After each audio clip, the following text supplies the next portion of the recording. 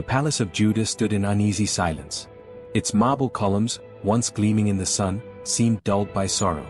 Curtains of purple. King Ahaziah was dead. His body lay in the tombs of his fathers, and his throne sat empty like a hollow reminder of fragile power. But though the palace grieved, one woman's heart burned not with loss, but with calculation. Her name was Athaliah, daughter of Jezebel of Israel, granddaughter of Omri, the northern king. She stood alone in her chamber that night, her fingers trailing across a bronze mirror, her eyes fixed not on her reflection but on the crown resting on a nearby table. "My son is dead," she whispered. "The house of David falters. And now, the throne will be mine." But deep within her mind, fear gnawed at her. She knew the covenant spoken over David's descendants, that one from his line would always sit upon the throne. That promise was a chain around her ambition, for as long as a royal child lived, her rule could be challenged. Athaliah clenched her fists. "No child shall rise against me. No son of David shall see daylight." The next morning, whispers filled the palace halls. Then Athaliah summoned her captains. They gathered before her throne, men hardened by war, their faces scarred, their hearts loyal not to righteousness but to survival. Her voice rang sharp, cold as iron. "Hear my command. Go to the chambers of the princes. Slay them all. From the oldest to the youngest, leave no son alive. The line of David dies tonight." The captains exchanged uneasy glances. One dared to speak. "My queen, they are children. Innocent. The people." Athaliah's eyes blazed. She rose from her seat, her robes flowing like storm clouds. "Innocent? Did you call them innocent? Each child carries the blood of kings. Each child is a dagger aimed at my throne. Would you let daggers pierce your breast while you slept? No. Cut them down, or by Baal's name, I will cut you down instead." Fear silenced them. Bows of obedience bent low, and her soldiers obeyed. That night, the palace became a house of mourning and horror. The line of David, the royal heirs of Judah, were slain. The throne seemed stripped of its promise. But in a quiet chamber, one woman defied the darkness. Jehosheba, sister of the fallen king, had heard the whispers. Her heart thudded as soldiers neared. In her arms, she held a baby boy, Prince Joash, son of Ahaziah, the last flickering flame of David's line. She whispered fiercely to the nurse beside her, "Quick! Gather what you can. We cannot stay. The soldiers are coming." The nurse trembled. "But, my lady, where shall we go?" "To the temple," Jehosheba replied without hesitation. "To my husband Jehoiada. If there is any place Athaliah's hand cannot easily reach, it is the house of the Lord." The footsteps outside grew louder. The nurse wrapped Joash in a blanket, muffling his soft whimpers. Jehosheba lifted the child into her arms, her face set with resolve.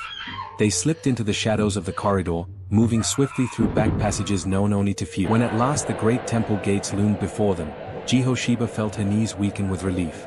She knocked softly, urgently. Inside, Jehoiada the high priest appeared, his face lined with tension. When his eyes fell upon the bundle in her arms, his breath caught. "My wife, what have you done?" he whispered. Jehosheba unwrapped the child just enough for him to see the boy's face. "This is Joash," she said, her voice trembling. "The son of Ahaziah. The heir of David. Athaliah hunts him even now. We must hide him, Jehoiada. We must keep the promise of God alive." For a long moment, the high priest stared, his eyes glistening with both fear and awe. Then he took the child gently into his arms, lifting his gaze heavenward. "The Lord has preserved a light in the darkness," he murmured. "Though Athaliah slays the sons, she cannot slay the covenant. Yes, Joash shall live." From that night forward, Joash was hidden within the temple. Behind sacred walls, under the watchful eyes of priests and Levites, the child grew in secret. Athaliah's spies searched, her suspicion never fading, but she never dreamed that the child she thought dead lived in the very heart of God's house. Meanwhile, Athaliah took her throne, robed in splendor, her crown glittering in the torchlight. She ruled with an iron grip, exalting Baal, mocking the God of Israel, and silencing any who dared resist. Her laughter rang through the palace, cruel and hollow, while the people groaned under the weight of idolatry and oppression. But beyond her reach, within the temple courts, a small child slept in safety, his future guarded by heaven's hand. Though Athaliah believed she had slain the line of David, God had planted a seed she could not uproot. The story was not over. It was only beginning. The city of Jerusalem lived under a shadow. Athaliah sat upon the throne, but her rule was not like the kings of old.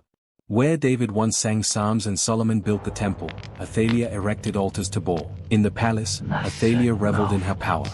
She sat high upon the throne, her face painted with pride, her eyes glittering with madness. The cries of children she had slain no longer haunted her, she had silenced her conscience long ago.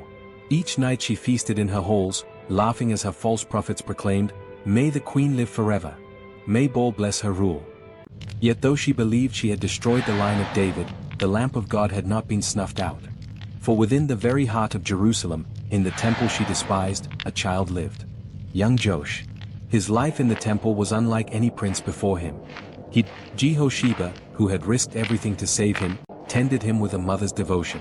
She often cradled him as he grew, whispering to him when the world outside trembled with Athaliah's threats. "Remember, my child," she murmured, "you are not forgotten. You are the son of the king. More than that, you are the promise of the Lord." As years passed, Joash grew strong. His small feet pattered across the temple courts, his laughter mingling with the chants of priests. Jehoiada, the high priest, became like a father to him. Often, Joash sat at his side while the old priest unrolled the sacred scrolls, reading aloud the promises of God. "Listen, Joash," Jehoiada would say, his voice steady and warm. "The Lord swore to David that his house would endure forever. Many believe Athaliah has ended that promise. But you, yes, you, child, are living proof that God does not forget his word." Joash would stare with wide eyes, his young mind not yet grasping the weight of destiny. But he absorbed every word like a sponge. At times, the boy asked questions only a child could. "Uncle Jehoiada," he once said, tugging at the priest's robe, "if I am of the king's family, why do I hide? Why can I not live in the palace?" Jehoiada's face grew solemn. He placed a hand upon Joash's shoulder. "Because, my son, the world outside is not ready. Evil sits upon the throne. If she knew you lived, she would stop at nothing to end your life. But the Lord is patient. In his time, you will rise." Joash nodded slowly, his innocence mingling with curiosity. "So I must wait." "Yes," Jehoiada said firmly. "Wait upon the Lord. His timing is perfect." Thus the boy grew in wisdom and patience, sheltered beneath the wings of God's house. Meanwhile, Athaliah's reign poisoned the lamp. She ordered the treasures of the temple seized, stripping gold and silver to adorn her idols. Priests loyal to the Lord were hunted, silenced, or forced into hiding. One night, as the lamps flickered low and silence draped the sanctuary, he knelt in prayer. "O Lord, keeper of promises, we have hidden this child as you commanded. He grows before your altar. The people suffer under Athaliah's hand. When will you act? When will your promise shine forth?" His prayer was answered not in thunder, but in peace, a quiet conviction that the time was drawing near.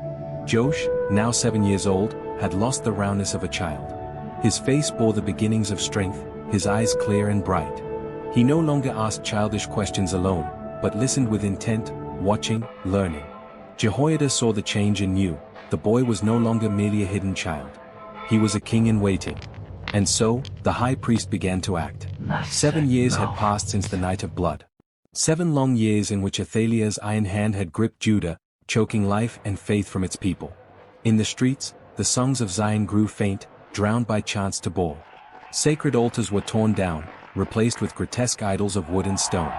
Priests of the Lord walked in silence, their garments worn, their faces shadowed by grief. Children grew up knowing more of Baal's feasts than of David's psalms. And in the palace, Athaliah reigned, her crown shining bright but her heart restless. Though she had seized the throne, she never knew peace. Whispers haunted her, rumors that one child had escaped, that David's line still breathed. She crushed the whispers when she could, but in her dreams she saw a boy with fire in his eyes, a boy who grew taller each year, waiting for the moment to reclaim what was his. She would wake in cold sweat, pacing her chambers.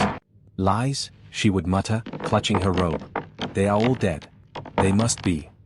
Yet deep inside, her mother Jezebel's fate haunted her. Jezebel had been thrown down, trampled beneath the hooves of horses, eaten by dogs. Would Athaliah meet the same end? And so, in the 7th year, he began to move. In the stillness of night, when the torches of Athaliah's guards flickered at the palace gates, Jehoiada sent secret messengers. Trusted captains of the army, men weary of Athaliah's cruelty, were summoned in shadows to the temple courts. There, beneath the high pillars and the scent of burning incense, Jehoiada revealed what none had dared to believe. "Behold," he said, as torches flickered against the golden walls, the son of the king lives." The captains gasped, their eyes widening as Jehoiada brought forth the boy, now 7 years old, clothed in simple linen. Joash's eyes glimmered in the torchlight, and though his frame was small, there was a dignity in the way he stood. "This," Jehoiada declared, "is Joash, son of Ahaziah, heir to David's throne. For 7 years the Lord has kept him hidden, as once he kept Moses in the bulrushes. Now the time has come. Will you stand with him? Will you stand with the covenant of our God?" The captains fell to their knees, their armor clanging against the stone floor. "Long live the king," they whispered, voices trembling with awe. But Jehoiada raised his hand. "Not yet. The plan must be precise, for Athaliah's spies crawl through every corner. Hear me well. On the Sabbath, when the guards change their watches, you shall divide into 3 companies. One shall guard the palace, one the city gate, and one the temple itself. No one must breach these walls. And here, in the house of the Lord, before the people, we shall crown Joash king." The men swore an oath, pressing their hands upon the sacred scrolls. Their faces, lit by the glow of the lamps, shone with determination. It was no longer just rebellion, it was covenant, sworn in the name of the Lord of hosts. As dawn crept over Jerusalem, the city stirred unaware of the storm brewing. Athaliah rose from her chambers, gazing from her balcony over the streets where merchants hawked wares and children chased each other. She smiled faintly, satisfied that her power still held. Yet beyond her sight, in the heart of the temple, preparations for her downfall quickened. The Sabbath came. Trumpets echoed across the courts as priests took their places. The captains, armored in bronze, moved into formation, their men stationed as Jehoiada commanded. The people, curious, gathered in the temple court, drawn by a sense that something long awaited was unfolding. Then the moment came. Jehoiada brought forth Joash. The boy, clothed now in royal garments, stepped into the light of the open court. A hush fell upon the crowd. Every eye turned, every heart held its breath. Upon Joash's head, Jehoiada placed the crown of David. In his small hands, he laid the scroll of the covenant. Then lifting his voice like a trumpet, Jehoiada cried, "Behold the king's son. As the Lord lives, David's line endures. Long live King Joash." The sound that followed shook Jerusalem.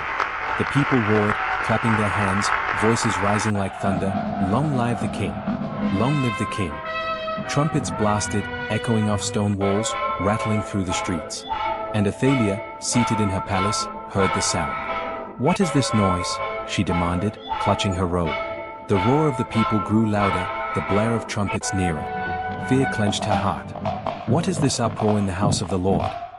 Grabbing her guards, Athaliah swept from the palace, her sandals striking the stones. She strode into the temple courts, her eyes wild, her breath quick. And there, before her, she saw it, the boy, crowned and anointed, standing beside the pillar as kings did. The captains at his side, the priests surrounding him, the people shouting with joy. Her face twisted with fury. She tore her robes and screamed, her voice shrill as a raven, "Treason! Treason!" But the cry could not drown the sound of the people's rejoicing.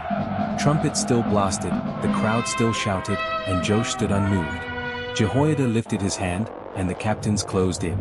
"Seize her," he commanded, his voice ringing like iron. "But not in the house of the Lord. Take her outside, for here no blood shall be shed." Athaliah struggled, her voice breaking with rage and desperation. "I am queen. I am Judah's queen. You cannot." But her words were swallowed by the roar of the people. The guards dragged her through the horse gate, out toward the stables of the palace. There, where once she had plotted murder, her reign ended in blood. The sword flashed, and Athaliah fell. The shadow that had smothered Judah for 7 years lifted in a single stroke. She was dragged from the temple, her royal garments tearing as she fought. Through the streets she was led, past the people she had oppressed, past the walls that had echoed her cruelty. Her end came at the horse gate, where the guards struck her down. And so ended Athaliah, daughter of Jezebel, usurper of Judah's throne. Back at the temple, the coronation continued with greater joy. Joash, seated upon the throne of David, looked out with wonder at the sea of faces. He was only a boy, yet destiny rested upon him. Jehoiada placed a scroll into his small hands, the law of the Lord. His voice was firm, filled with both hope and warning. "This, my king, is your strength. Not the sword, not the crown, but the covenant of the Lord. Walk in it, and your throne shall be established." The people shouted again, their joy uncontainable. Music filled the courts, sacrifices were offered, and the temple of Baal was torn down that very day. Its altars shattered, its idols broken, its priests cut down before their God. For the first time in years, the land breathed again. And so Joash reigned, the boy king who was hidden in the temple and revealed in glory. His story would be told for generations, of how God preserved a child when all hope seemed lost, of how a wicked queen fell in her pride, and of how the covenant of David endured. The city shook with the cry, "Long live the king! Long live Joash, son of David!"